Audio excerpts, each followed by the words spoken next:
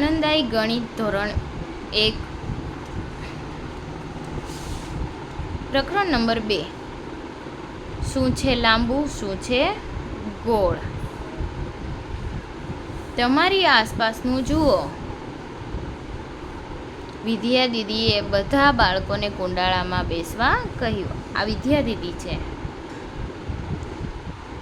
શું લાંબુ શું છે, ગોળ શું છે, આસપાસ જલ્દી બોલો.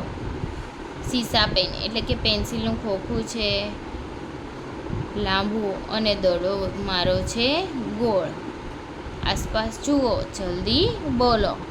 પગ મારા છે લાંબા ને ચહેરો છે મારો ગોળ. આસપાસ જુઓ ને જલ્દી બોલો. આવી ગેમ રમે છે. ગોળ શું તમે પણ તમારી આસપાસના આકાર જોઈ શકો છો. તરબૂચ ગોળ હોય, બોટલ લાંબી હોય, એવી રીતે અલગ અલગ તમે ઉદાહરણ આપી શકો છો.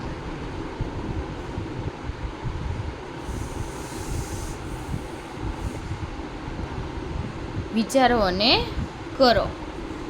ક ગોળ વસ્તુઓને ગોળમાં અને લાંબી વસ્તુઓને ચોરસની અંદર મૂકવાની છે. તરબૂચ,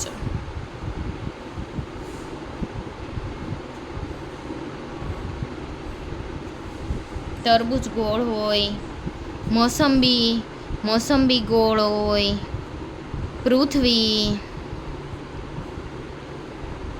પૃથ્વીનો ગોળો પણ કેવો હોય? ગોળ.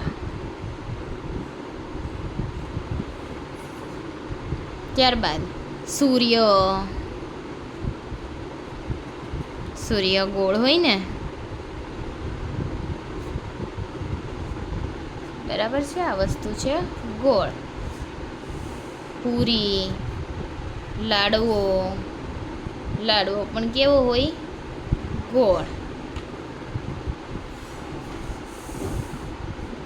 ત્યારબાદ લાંબી વસ્તુ, પેન્સિલનું ખોખું, બોટલ,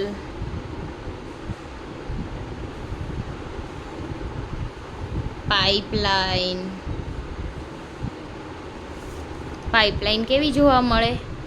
ગોળ. ત્યારબાદ પાઇપલાઇન કેવી જોવા મળે? લાંબી. ત્યારબાદ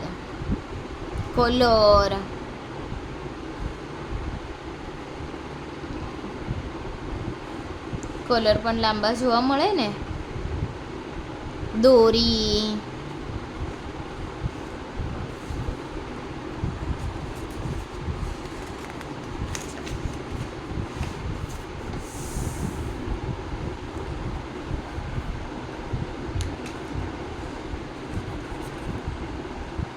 સરખા આકારવાળી વસ્તુઓ જોડો. સૌથી પહેલાં રાઉન્ડવાળું જોડી દઈએ. ત્યારબાદ આ બોક્સવાળું જોડી દઈએ. આ બંને જોડી દઈએ. ટોપી અને લાંબી વસ્તુ થઈ ગયું. સરખા આકાર સાથે જોડી દીધા.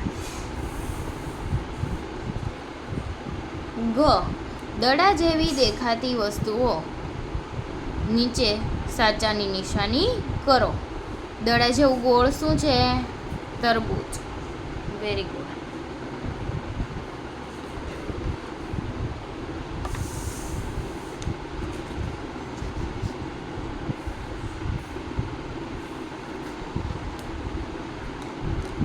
ત્યારબાદ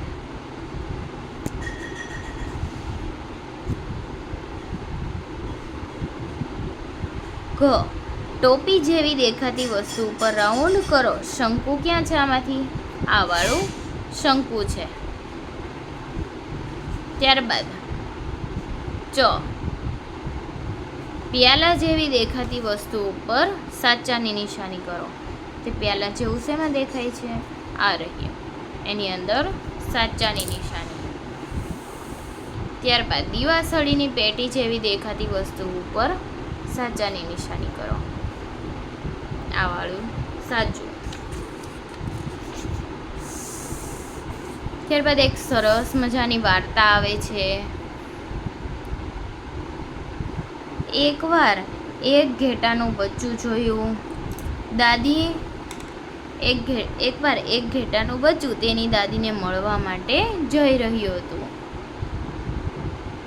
દેખાય છે આ ઘેટું. વરુએ ઘેટાના બચ્ચાને જોયું અને તેને પકડવા માંગતું હતું. વરુ છે એ ઘેટાના બચ્ચાને પકડવા માંગતું હતું. ઘેટાનું બચ્ચું કહે, મહેરબાની કરીને મને હમણાં ખાઈશ નહીં. પહેલાં મને દાદીના ઘેર જવા દે અને તાજું માજું થવા દે. વરુ કહે, ઠીક છે, તું જઈ શકે છે. આ રહી ઘેટાની દાદી, જો એમને ચશ્મા પહેર્યા છે એ ઉપરથી ખ્યાલ આવે કે દાદી થઈ ગઈ છે, ઘરડી થઈ ગઈ છે. આ છે ઘેટાનું બચ્ચું. ઘેટાના બચ્ચાએ વરુ વિશે બધું જ તેની દાદીને કહ્યું. દાદીને એક વિચાર આવ્યો અને ઘેટાના બચ્ચાને એક ઢોલકમાં પૂરી દીધું અને ઢોલકને પાછું ઘર તરફ ગબડાવી દીધું. ઢોલકની અંદર પૂરી દે છે ઘેટાના બચ્ચાને.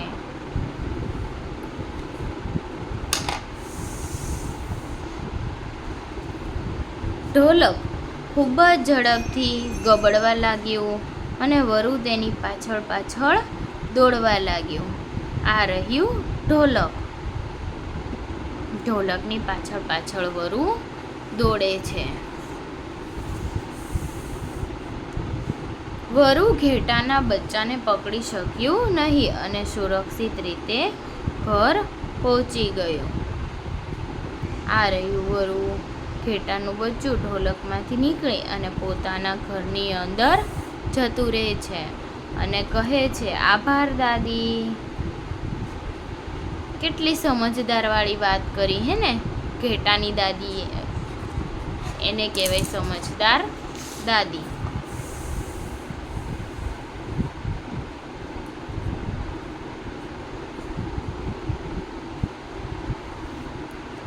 ચિત્રમાં બાળકો કેરમ રમી રહ્યા છે. તમે પણ રમો અને જુઓ કે ગોટી એટલે કે સ્ટ્રાઈકર ખૂણા સુધી પહોંચવા માટે કેવી રીતે સરકે છે. આપણે સ્ટ્રાઈકરને આમ મારીએ એટલે સરકે ને. નીચે આપેલ ચિત્રોમાં એટલે કે રાઉન્ડમાં ગબડતી વસ્તુઓ માટે ખરાની નિશાની અને સરકતી વસ્તુ પર ખોટાની નિશાની કરો. હવે જો લસરપટ્ટી ઉપરથી આ શું થાય છે? સરકે છે. આ છોકરી છે એ ટોપી પણ સરકે છે. આગળની વસ્તુ ગબડે છે. ચિત્રમાં ગબડતી વસ્તુ માટે સાચાની નિશાની કરવાની છે, ખરાની નિશાની, અને સરકતી વસ્તુ ઉપર ખોટાની નિશાની. આ છોકરી છે એ સરકે છે. આ છે એ ગબડે છે. આ પર્સ પણ શું થાય છે? સરકે છે. સરકે છે. દડો ગબડે છે. આ બી ગબડે છે. ગબડતી વસ્તુ ઉપર સાચાની નિશાની કરવાની હતી અને સરકતી વસ્તુ ઉપર ખોટાની નિશાની.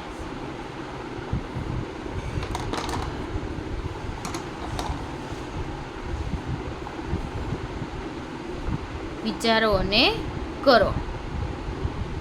નીચેની વસ્તુઓ ગબડે છે, સરકે છે કે પછી ગબડે પણ છે અને સરકે પણ છે. સાચું કે ખોટાની નિશાની કરો. ગબડે છે, સરકે છે, ગબડે છે અને સરકે પણ છે. જો એ સરકતું હોય તો પણ સાચા નિશાની, ગબડતું હોય તો પણ સાચાની નિશાની, અને ન ગબડતું હોય તો ખોટાની નિશાની, ન સરકતું હોય તો ખોટાની નિશાની.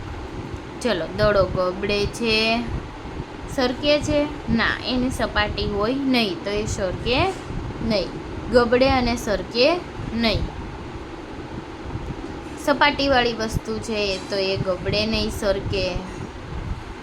બુક છે પણ શું થાય? સરકે છે. પછી ગોળ વસ્તુ ગબડે છે. બોટલને આડી રાખી દો, આડી કરીને આમ ગબડાવો તો એ ગબડે, અને સપાટી સીધી રાખીને કરો તો એ ગબડે છે ને સરકે છે. આમાં પણ એવું છે, સપાટી સીધી રાખી દો તો એ ગબડે પણ છે, સરકે પણ છે, અને આડું કરીને ફેંકો તો એ ગબડે પણ છે, અને સીધું રાખીને કરો તો એ સરકે પણ છે. સ્પૂન, સ્પૂન કદી ગબડે નહીં. પછી આવે છે આ વાળું, તો એ સરકે, ગબડે. આડું રાખીને કરીએ તો સરકે પણ ખરા, સરકે અને ગબડે પણ.